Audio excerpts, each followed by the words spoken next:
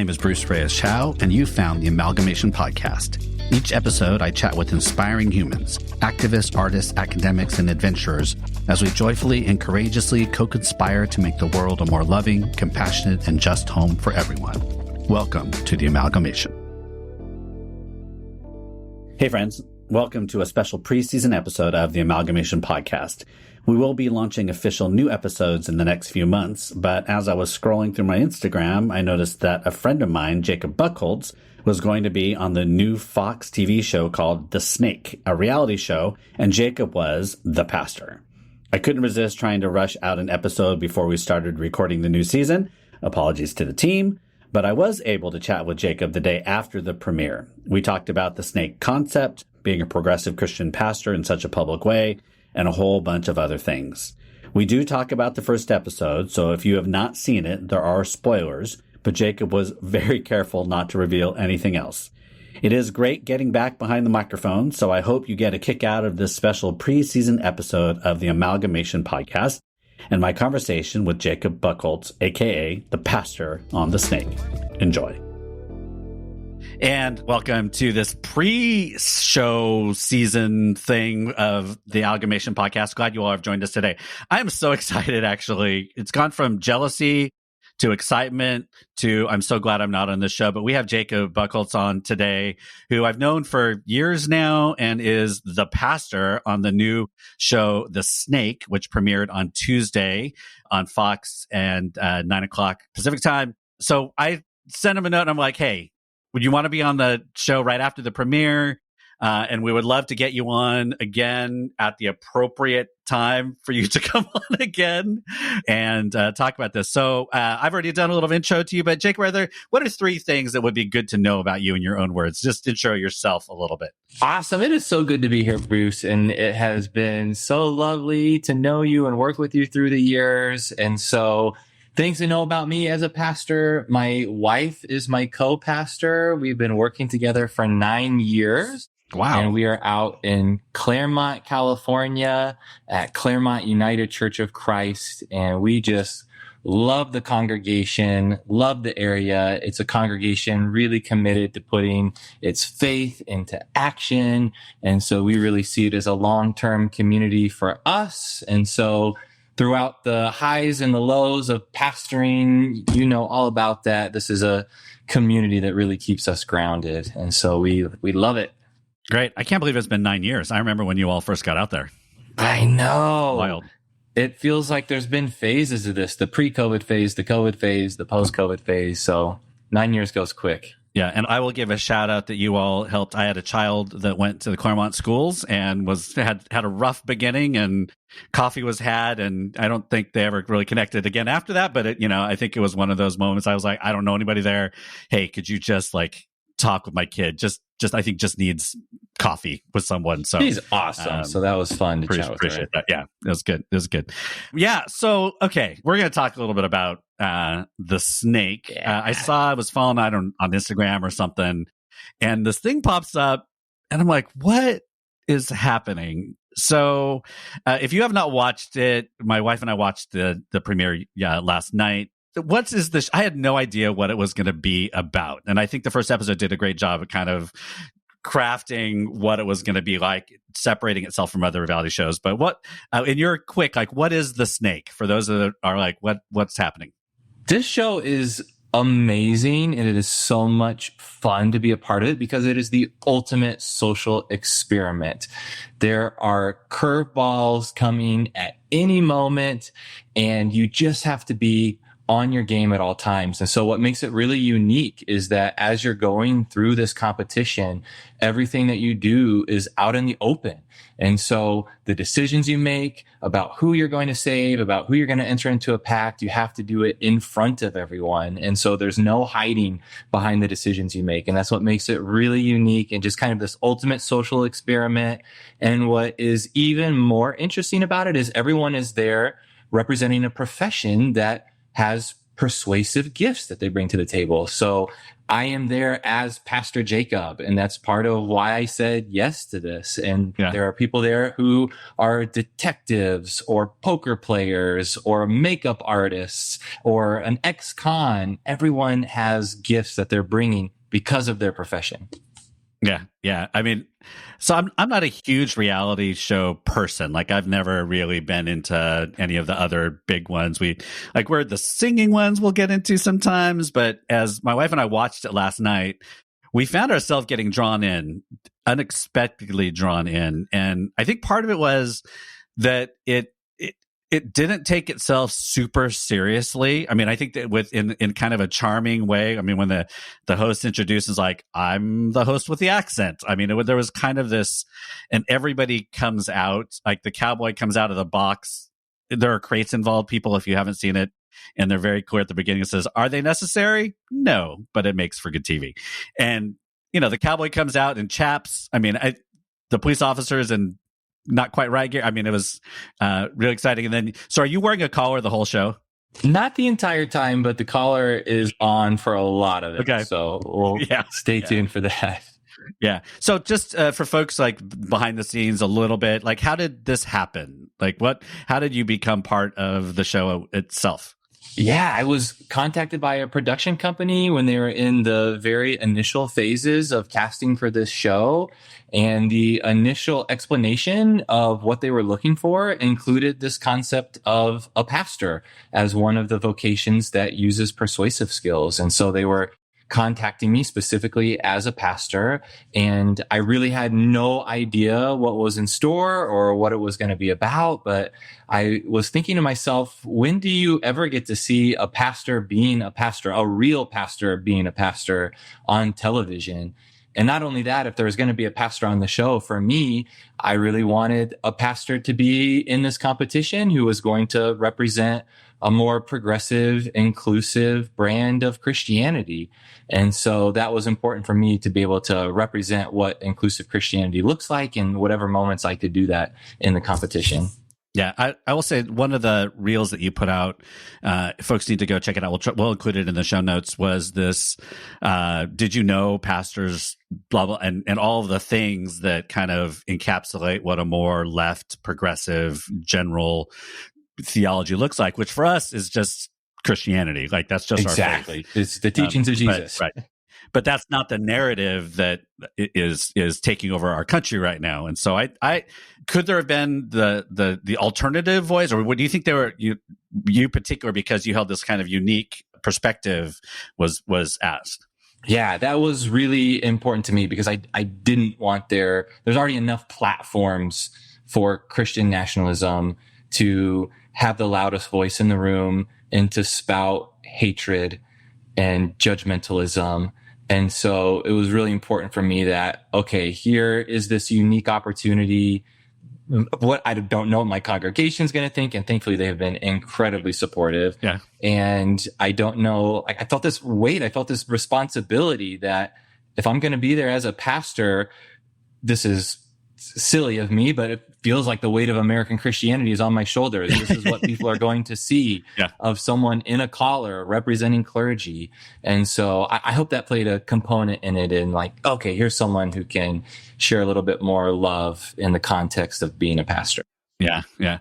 And again, what you can share. So before the first episode airs, did you all get to know each other a little bit? I'm curious around, how much because the assumption I would think when you walk into this space like that, if you don't know each other, here's what I think a cowboy is like. Here's what I think a cheerleader is going to be like. Here's what did you all get to know each other at all before you walked out of those crates, or was this like cold?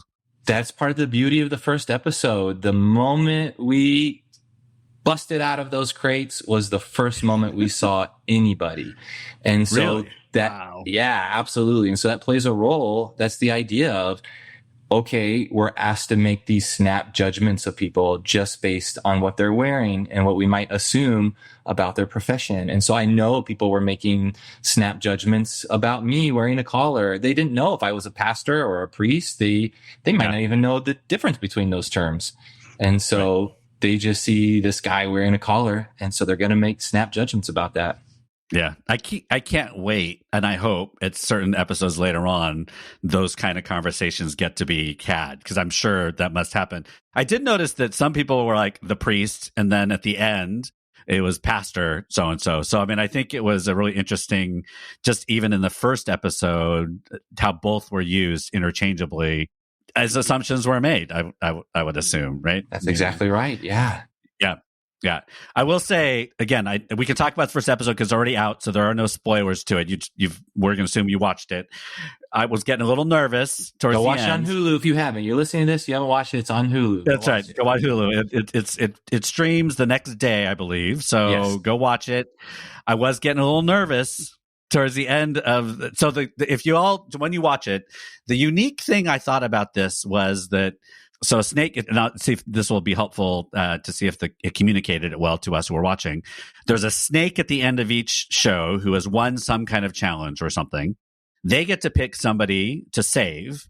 And then, so there's 15 that start. That person saves somebody and that person saves somebody until it gets all the way down to the end. And there are 2 left.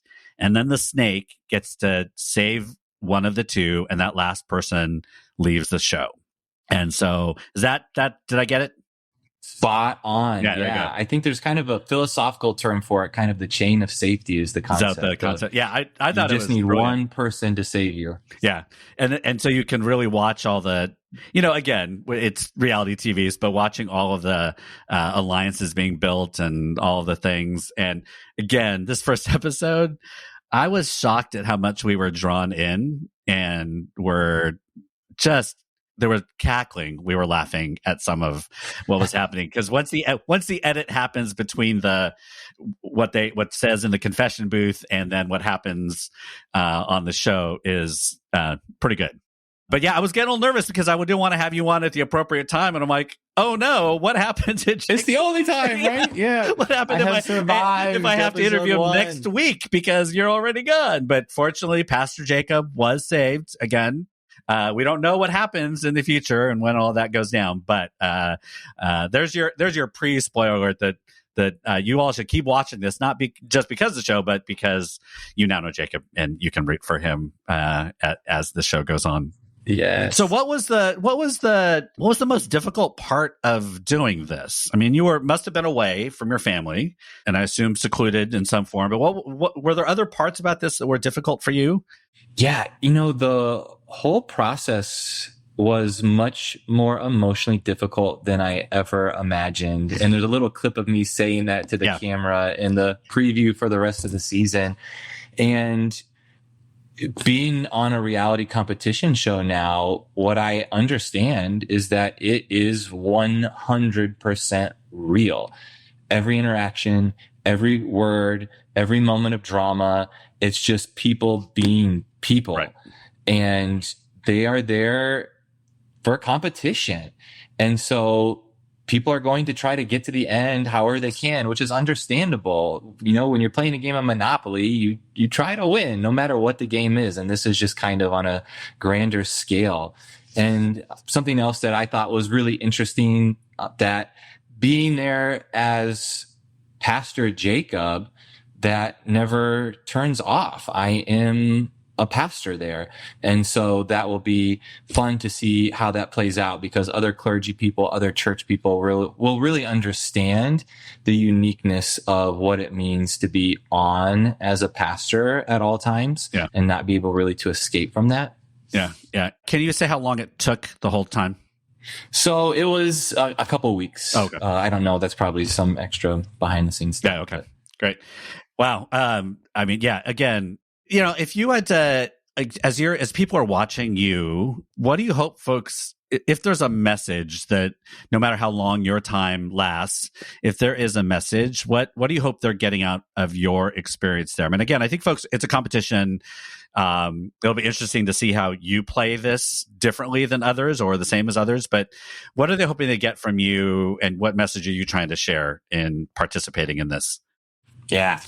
My grand message, of course, is that there is a Christianity in this country that is loving and inclusive and is invitational invitational to all people, regardless of race or gender identity or sexual orientation or documentation status. And so I really want people to see a clergy person living that out and saying that, whether it's on the show or whether it's interacting with me while you're watching the show or afterwards on social media, that not only is this a message I'm trying to proclaim, but so are so many other clergy people out there and so many other people of faith, including you and all of your great work, and hopefully the listeners of this podcast, that we need as loud of a voice as we can get right now. Yep. And so that's the message. Yep. And also, like, within the drama of it, Bruce, is just like, also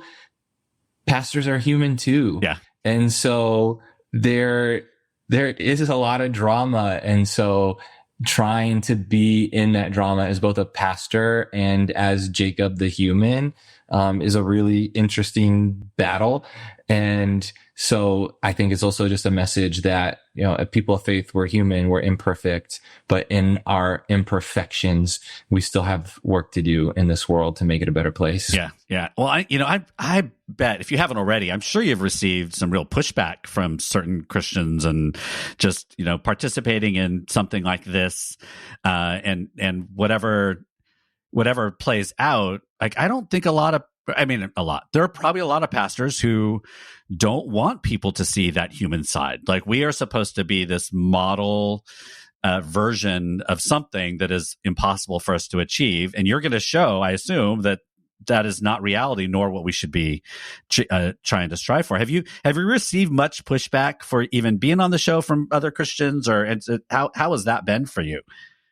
You know, it's funny, and I didn't interact with it as much yet, and I hope to, but before the show aired, as these trailers were coming out, just looking through the comments from people who had no idea who I was on social media, so many of the comments were directed toward me. How dare a pastor go on this show? This is a fake pastor. And then people who have made it to my page and seen my pro LGBTQ plus stuff.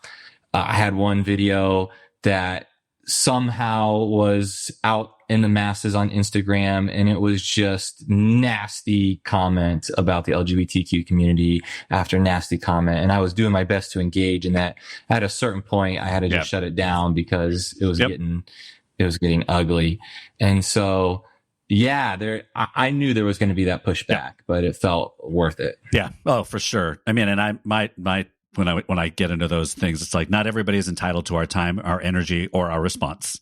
And so, good for you. I mean, I could imagine you are going to get a ton from a version of the faith that, one, again, doesn't want you to be a complex human, but also the version of Christianity that you share is not one that folks believe is real or true. And many of us do. So, for all the kind of stuff you're going to get, appreciate it. Again, there was this moment I was like super jealous. I'm just gonna admit, I was like, oh, I want to do that. And then last night I'm like, oh, I certainly don't want to do this. I'm so glad that I did this. I am still processing all of my emotions from it. So it's wild and fun. You all should go check out Jacob's Instagram, because I love the picture that you posted yesterday at the premiere, and your congregation had shown up in, looked like hundreds of people in this room watching this premiere, which I thought was a lovely affirmation of you and this kind of adventure that you've taken on. So I hope you hear those things more than you hear all the crap that gets thrown our way sometimes. So yeah, thanks, Bruce. Yeah, my church people are lovely, and if they didn't know Pastor Jacob is imperfect, they're going to find out. I will say, I'm a little nervous to see that, because I know you, and I'm like, oh my gosh, this is on national TV. I can just preemptively see myself being worried about you. I will, it is what it is, but I'm just like, oh no, this is a human I know. I hope they're okay. Thank you. Well, I also know that I've talked with him after all this is done, so I think he's okay. Yeah, so it's all good. All right, so can you remind us again how people watch it and all those kind of things? Yes, so Tuesday nights, 9 p.m. Eastern, 8 p.m. Central, and so that means also 9 p.m. Mountain and 9 p.m. Pacific. It's on Fox, the regular network, So you can tune in live, and that's always the best way to catch the show. But if you miss it, then it is on Hulu the next day. And so you can stream everything on Hulu. Yeah, like yesterday morning, I had to call my wife because I had forgotten to set our Hulu to record it. And I was like, could you just quickly go? And she's like, what? And I'm like, just, it's for work, honey. It is a work thing. TV viewing has changed so much. I always had to refresh myself how to watch network television. It really has. Well, great. Let's move on to a couple of things. Again, this podcast, the Amalgamation, is really about getting to know people beyond their particular passion or project, whether it's a book or it's an activity or a now reality show, whatever that might be. Kind of to get to your point of like, we're more than what we produce, and we're more than what we help to kind of carve our way through the world.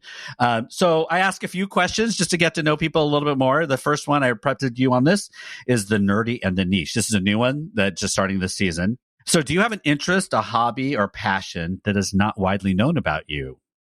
Yeah. So I have been pastoring hearing churches for the last 12 years now, but that's not my ministry context. I come from a deaf family, and so not a lot of deafness is actually genetic, but it's genetic in my family. Deaf grandparents, aunts, uncles, brothers, sisters. And so growing up in a deaf community, my mother was a pastor of a deaf church. And so that's my background. That's my context. And so I would go to deaf church where the service was entirely in American Sign Language with deaf cultural forms of worship.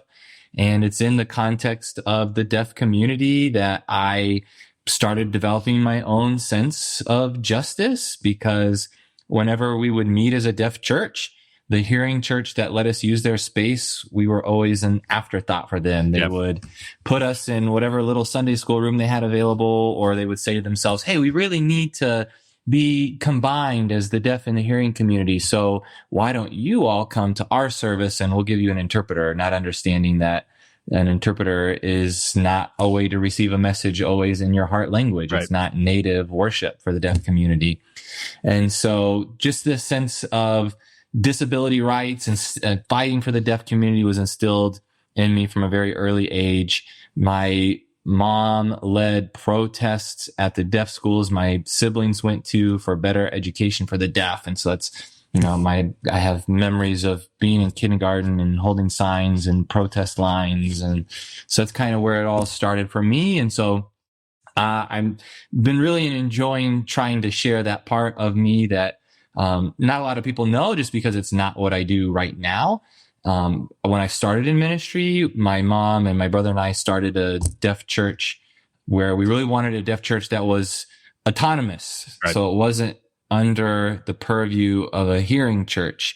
And so we had started a deaf church in the Kansas City area. And so that's really important to me. So I've been loving getting to share this with the deaf community and invite them to cheer on a member of the deaf community on this show. So I'm not signing on the show, but it's just good for them to see someone who's part of their community. That's awesome. That's great. Yeah, I was wondering if that's what you were going to share, because that's one of those things I know about you that I'm like is so unique, because you don't just know ASL, like, and you can use it. That's like it's part of your life, and the deaf church was such a huge thing in Kansas City, and so that's awesome. All right, thank you. So next question, the little thing we do is like, what are you listening to? Sights and sounds. What are you reading? What are you watching? And what are you listening to? And I'm going to have the caveat that it can't be the snake. So, okay. All right. Deal. Because that's obviously what I'm watching. And that's what everyone should be watching. That's what everybody is watching. Yeah. So what are you watching, listening to, or reading? Yeah, I am one of those people that have like 6 to 8 books open that I'm switching between at all times. I know that drives some people up the wall and they can't do it, but that's just what I do. So what I'm reading at this exact moment, I just finished a fiction book called The Island of Sea Women, and it's about pearl divers on Jeju Island in Korea. And it's really good. So I would recommend that if you're looking for a piece of fiction to read. And I was ashamed at how little I knew about U.S. involvement in the partition of Korea post World War II. So we have had our hands in everything. We have. Yeah. So, but it's just a really good book following a multi-generational family. Awesome. Great. Yeah. What are you listening to? Yeah. So I'm not a person who listens to a lot of music or podcasts. I'm usually listening to audiobooks. Oh, yeah. And so it's just I'm a prolific reader in that way. So the audiobook I have on right now is a recent Booker Prize winner, not that recent, but Wolf Hall, about Thomas Cromwell. Okay. So we'll file that under the nerdy too, under the nerdy category, but it's also a really good book. Oh, good. What am I watching? So I am a avid Drag Race fan. Oh, no. And so every country, every season, everything I consume and love it. And so I'm watching Drag Race All-Stars season 10 right now, and it's good. The drama. That was my inspiration for going on a reality show. I gotta be like these people on Drag Race. That's awesome. Cool. Awesome. Bill, thank you so much. We'll talk later and at another time when it is deemed appropriate. And so I hope everybody does make sure you watch us, record it, watch it live, however you're going to do it. Cause it is super intriguing in a different way than I think some of the others. Like this show, I don't feel like anybody, like there's clearly a couple villains that are starting to emerge in some ways, but I think it's because of the nature of how it happens every week. You don't necessarily have to be the villain the whole time, which I think could be interesting. But it doesn't, like, I didn't feel like this one was going to traumatize anyone. Now, maybe that's going to change later. Who knows? But it did feel like, okay, I can watch this because it doesn't feel like anybody is really going to be hurt. Again, we shall see. We shall see. There's certainly some feelings happening towards the end. I will tell you, there are my favorites starting to emerge. We'll see how that goes for the future. But how can people get in touch with you? Like, what's the best way to connect with you to make sure that they're, one, like leaving some positive stuff on there in the midst of anything negative may come up, but also to keep track of, again, as you're sharing the story of this version of Christianity that you and I kind of hold dear. How do people connect with you? Yeah, I would love to connect with anyone. So on Instagram, my handle is @the.inclusive.pastor. And then on TikTok, I'm just @the_inclusive_pastor, no punctuation. And so those are the two main social media channels. And so would love to connect with anyone on there. My church is Claremont United Church of Christ. And so that's where I'm at through the week, every Sunday. That's awesome. Great. All right. Thank you for being on. It's lovely just to connect personally, but also this super unique thing that you are doing. And again, having this opportunity to share a version of the gospel that so many of us believe is true. So I appreciate it. Thank you for being on. Absolutely. It was so fun. Thanks, Bruce. Yep. All right. Thank you all, folks, for being part of this kind of pre-season episode. Again, our main season will start in a couple months. We're recording that with some authors and some artists and some really intriguing people. I'm really excited about some of the conversations we're having. So make sure that you visit all the places where you put podcasts in your ears to subscribe, rate, all the things. By now, you know what to do. Again, thank you for being on the Amalgamation Podcast. Peace. This podcast was hosted by Bruce Reyes-Chow, produced by Emmy Hicks, edited by Desiree McFarland, with music by Marissa Magdal-Laron, and inspired by ancestors past and generations to come. Please rate, review, and subscribe wherever you listen to podcasts. And be sure to subscribe to the Amalgamation newsletter at reyes-chow.com. Until next time, thanks for listening.